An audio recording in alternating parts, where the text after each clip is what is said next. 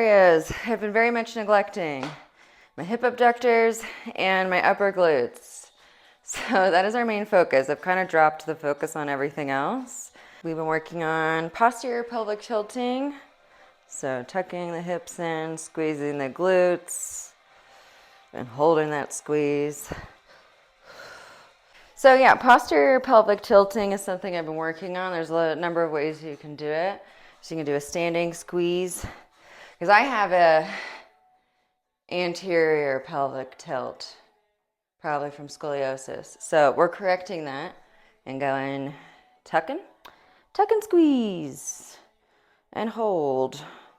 And I learned that this hip is a lot less flexible moving out laterally. So we're working on a lot of hip abduction exercises.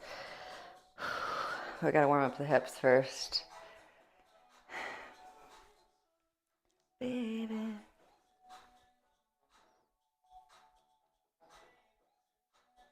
Another way to do a posterior pelvic tilt is in a plank. You can do it, both are going to be on your forearms, and you can either go on your knees or you're going to be on your toes.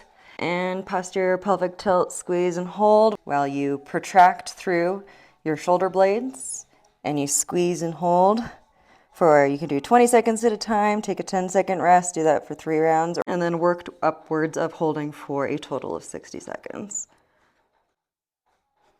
And this is great also for practicing, potentially for push-ups. If you can squeeze everything when you're doing push-ups, my goodness, you can glide through them a lot easier. Great practice all around for correcting an anterior pelvic tilt, correcting any hip imbalances. So that's kind of what I now do as a start to almost any exercise day now. And you just do 1 set of 60 seconds total. Standing hip abduction. Stabilize on one leg. You can hold a wall as you internally rotate the other leg, and then abduct that leg outward until you reach your end range. So you're not going to try to tilt all the way over. You're just working in that hip and not tilting in your torso is what I meant to say. All right, so internally rotate your leg and then reach it out laterally, abducting your hip, and bring it up to your end range. And I like to do about 30 reps. I'll start with body weight, and then I might add bands or ankle weights. And move nice and slow through the range of motion. 20 to 30 reps on either side. I'll do 2 to 3 sets of that. Rest, about 30 seconds to a minute in between. Nice hip warm up for a leg day or a full body day, or really just any day. It's nice for the hips. My hips need a lot of work. Stabilize on one leg, internally rotate the moving leg, and then abduct that leg laterally. Slowly bring it back down. Another key is also, you are pushing through this leg too, so you're trying to separate your legs.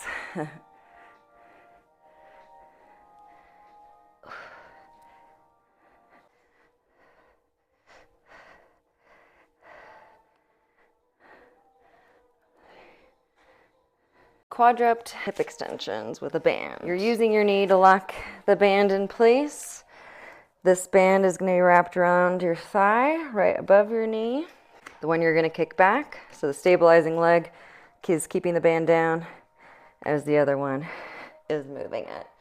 Hold and squeeze at the top, and again, you're separating. You're going to keep your hips square to the floor, so your core is nice and stable. Pulled in from the bottom, pulled in from the back. As you separate your legs and squeeze your glutes. So you're going to squeeze even this side of the stabilizing leg and the glutes.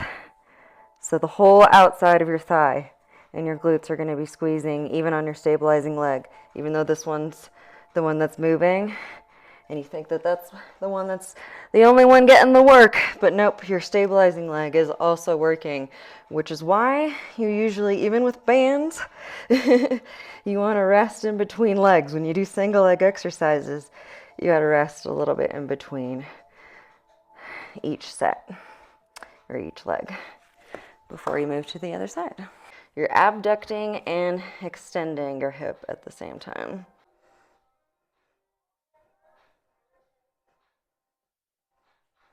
I have really neglected these band exercises, and it shows. Ugh, okay.